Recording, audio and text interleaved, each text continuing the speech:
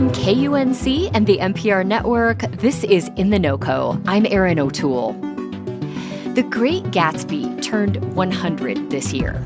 F. Scott Fitzgerald's story of wealth and longing is read in high school classrooms and has generally been celebrated since it was published in 1925. But a Colorado author's new book asks you to consider the story from a different perspective. Writer Allison Reedy recently published Mrs. Wilson's Affair.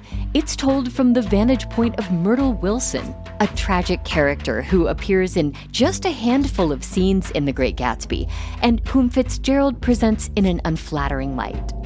Reedy says she loves the original Gatsby, but thought Myrtle deserved more of a backstory and a little more empathy. Reedy, who lives in Broomfield and also serves as restaurant critic for 5280 magazine, joined me to talk about her new book. I should note that you are speaking to me from your home, and there is a Great Gatsby poster on the wall behind you, just to establish your credibility here. There is, and if I were to turn the zoom a little bit, you would see that I have 52 copies of the book to my left. Yeah. Why do you have so many copies? I have a little bit of obsessive compulsive, I think, tendencies. I think I just started buying them because I really enjoyed the book in high school and college. And then I would see these beautiful different editions. I mean, there must be thousands of editions of this book, and I would just pick them up. And whenever I'm at a used bookstore now, I look for a Gatsby that I don't have. Let's start here with Myrtle Wilson, who is a secondary character in the original novel, but she is the main figure in your retelling of the story. What about the character of Myrtle Wilson fascinates you? I've read The Great Gatsby many, many times since high school. And I think somewhere along the line, I just thought, wow, Fitzgerald was so kind to everyone else, developed these characters like, Nick and Daisy, Gatsby, of course. And I just thought Myrtle, she got the short stick. I mean, if you know how it ends, she definitely got the short stick, literally and figuratively. Yeah. But he just made her out to be this money-grubbing, social climbing adulteress. And I felt like, what got her there? Like, what can I give her a little bit of a backstory? Can I build out her character to see, what would get her on that train with Tom in the first place? So what details about the character of Myrtle did you want to dig into that F. Scott Fitzgerald doesn't touch on? Well, there's got to be a reason that Tom likes this lower class woman. And so that was my first thing is, okay, she's smart. She's interested in other people. I really wanted to highlight that she's clever and she's more than just how Fitzgerald presented her, and that maybe she sees Tom in a different way than the people of his social rankings see him. You said you have read The Great Gatsby so many times. I'm curious how the book changes for you, kind of between the time that you're in high school and now that you are a grown-up with a family and a writing career. I think when we first read Gatsby in high school, because we're so young, our lives are just laid out before us, and it's about potential. And we're really seeing just, what can our lives become? And we're looking at the character of Jay Gatsby and how he really shaped his own life. When he lost Daisy because of his social status, he went out and he made all this money, and he turned into the Gatsby of the glitz and the glam of the parties. And I think that also appeals to us when we're young. Is all that glamour. And then I think somewhere along the line, the older we get, we read it as a tragedy. I don't want to ruin it too much if people haven't read it in a while or haven't read it at all, but the book does not end well for many characters. And we really see that maybe you can't just, go out there and make a bunch of money and that solves all of our problems.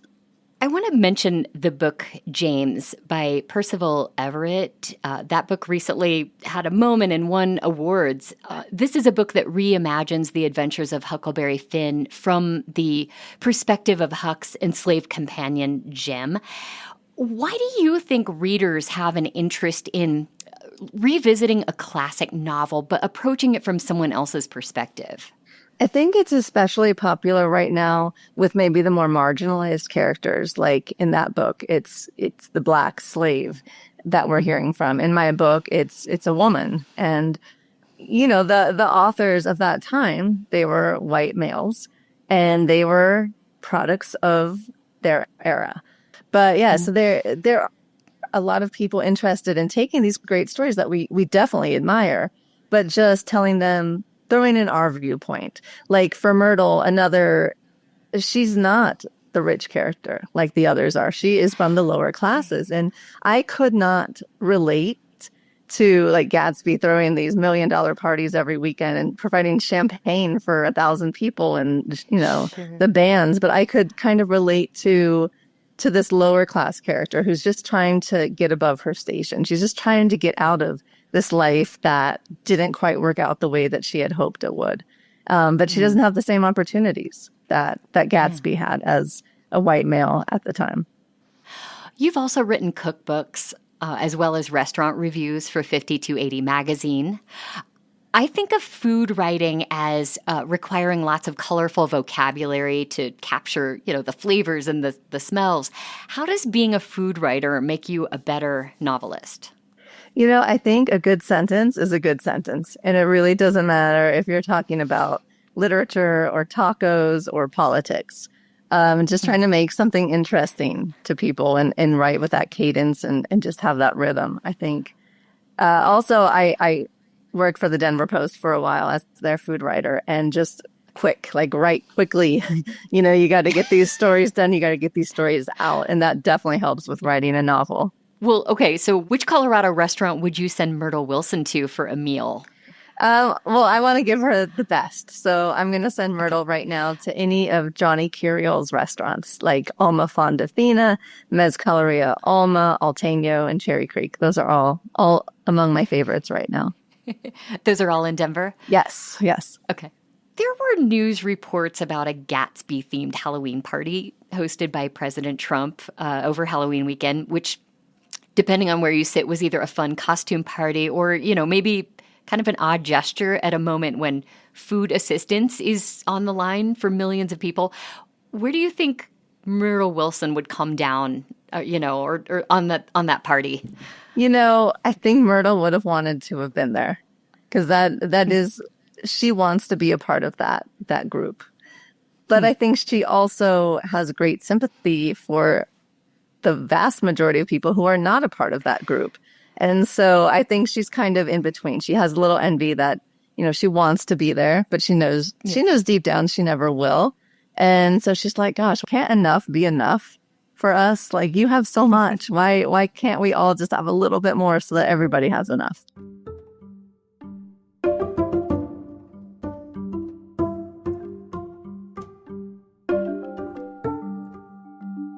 Allison Reedy is author of the new book, Mrs. Wilson's Affair, which offers a fresh take on one of the characters from The Great Gatsby by F. Scott Fitzgerald.